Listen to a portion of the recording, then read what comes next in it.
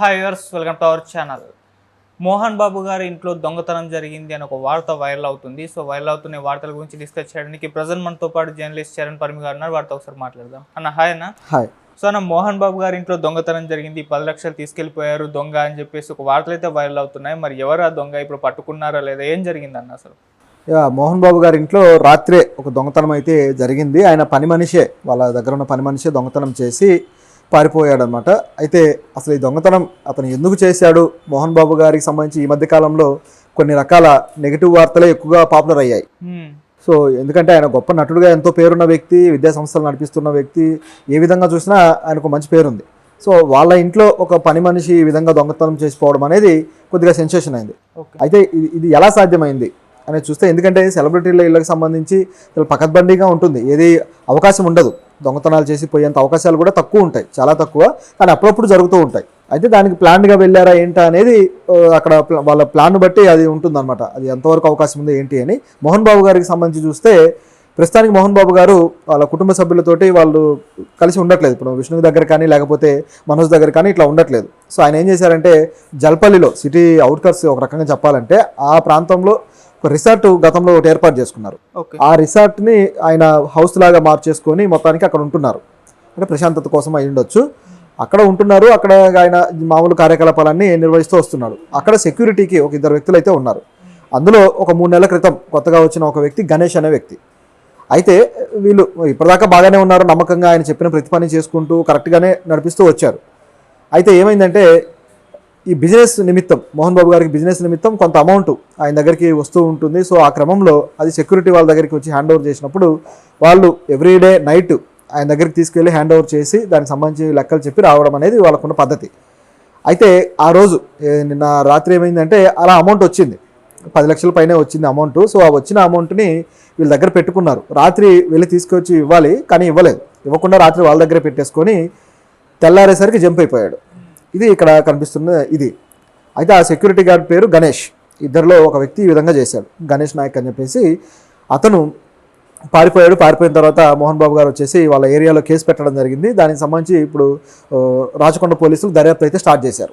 Start చేసి బృందాలుగా ఏర్పాటు చేసి పోలీసుల్ని వీళ్ళు గాలింపు చర్యలు చేపట్టారు ఆ నిందితుడి కోసం.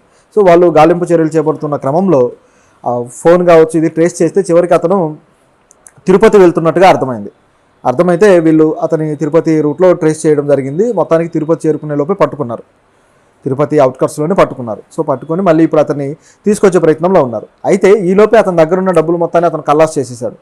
ఏం చేశాడంటే, ఇప్పటిదాకా ఈ మధ్యలో ఎవరెవరికైతే అప్పులు చేశాడో హైదరాబాద్లో కావచ్చు లేకపోతే వాళ్ళ సొంత ఊర్లో కావచ్చు, వాళ్ళందరికీ కూడా ఆ పేమెంట్ అనేది ఇచ్చుకుంటూ వెళ్ళిపోయాడు. Actual liquid cash. సో మరి దాన్ని ఏ విధంగా మార్చుకున్నాడు ఏంటి అనేది తెలియాల్సి ఉంది. ఇట్లా వాళ్ళకి తన అప్పులన్నీ తీర్చుకుంటూ పేమెంట్లు ఇచ్చుకుంటూ కొంత అమౌంట్ అయితే అతని చేతిలో పెట్టుకున్నాడు, ఒక 5-6 లక్షలు ఏమో. అట్లా ఆ అమౌంట్ తోటి అతను వెళ్ళిపోతూ ఉన్నాడు. ఇప్పుడు పోలీసులు పట్టుకున్నారు. ఇప్పుడు అమౌంట్ అయితే రికవరీ చేసే పనిలో ఉన్నారు. ఇంకా హైదరాబాద్కి అయితే అతను తీసుకురాలేదు. ఇది మోహన్ బాబు గారి ఇంట్లో జరిగిన ఈ దొంగతనం సంఘటన.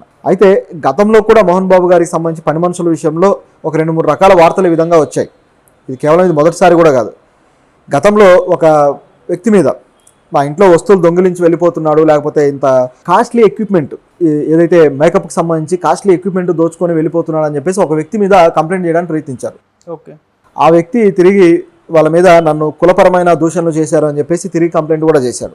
ఆ వ్యక్తి పేరు ఇప్పుడు గుర్తులేదు. జరిగి దాదాపు 2 years పైన అయింది.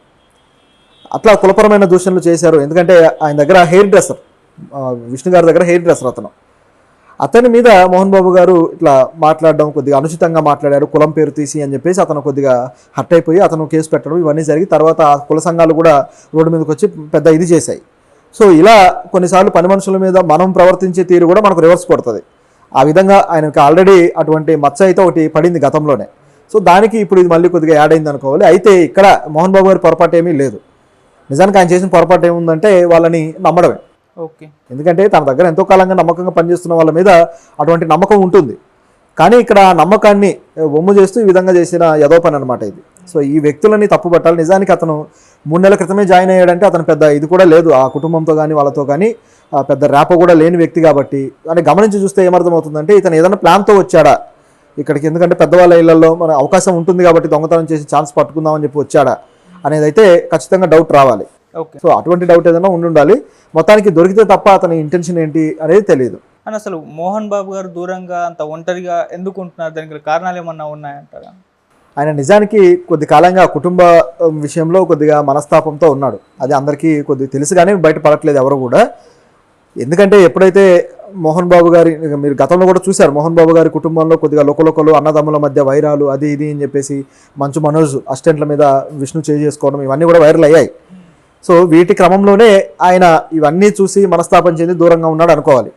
నిజానికి ఆయన శంషాబాద్ దగ్గర కూడా ఇలా మంచు విష్ణుతో కలిసి ఉండేవాడు గతంలో. ఎప్పుడైతే మొత్తం ఉమ్మడి కుటుంబం డిస్టర్బ్ అయిపోయిందో సో అప్పటి నుంచే దూరంగా ఉన్నాడు. నిజానికి మంచు మనోజ్ ప్రేమ కథ ఏదైతే ఇప్పుడు పెళ్లి చేసుకున్నారో మౌనిక గారిని, ఈ ప్రేమ కథ విషయంలో మోహన్ బాబు గారికి ఏమాత్రం ఇష్టం లేకుండా ఉంది. సో ఆ క్రమంలో ఆయన ఇక మనోజే దూరం అయ్యాడు, ఇంటికి దూరం అయిపోయి ఆయన సపరేట్గా ఉండడానికి ప్రయత్నించాడు. ఇవన్నీ చూసిన తర్వాత సరే ఎవరి ఆస్తులు వాళ్ళు తీసుకొని మీరు సుఖంగా ఉండండి అని చెప్పేసి ఒక తండ్రిగా ఆయన ఒక డెసిషన్కి వచ్చేసాడు. ఎందుకంటే అన్నదమ్ముల మధ్య కూడా ఈ విషయంలో సరైన సఖ్యత లేకపోవడం, దాంతో ఇక ఇలా కరెక్ట్ కాదు, ఎవరి జీవితాలు వాళ్ళు సాగిస్తే బాగుంటుందని ఎవరి ఈ ఆస్తులు వాళ్ళకి ఇచ్చేశాడు. ఆ తర్వాతనే మంచు మనోజ్ గారి పెళ్లి కూడా మోహన్ బాబు గారి ఆధ్వర్యంలో నిర్వహించలేదు, విష్ణు ఆధ్వర్యంలో నిర్వహించాల. అది ఆయన సిస్టర్ లక్ష్మి గారు బాధ్యత తీసుకొని నిర్వహించారు ఆ పెళ్లి కూడా.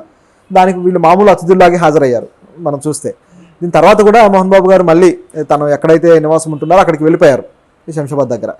ఆ తర్వాత ఇప్పుడు మళ్ళీ ఈ వివాదాలు అనేవి ఇంకా పెరిగాయి, ఇంకా గ్యాప్ అనేది పెరిగింది అనేది ఇప్పుడు కనిపిస్తున్నది. బహుశా మంచు విష్ణు కూడా ఇప్పుడు పొలిటికల్ ఇష్యూస్లోను అలాగే మా ఇష్యూస్లోను వీటిల్లో చాలా యాక్టివ్గా ఉండి కొద్దిగా ఇబ్బంది పడుతూ ఉన్నాడు నిజం చెప్పాలంటే.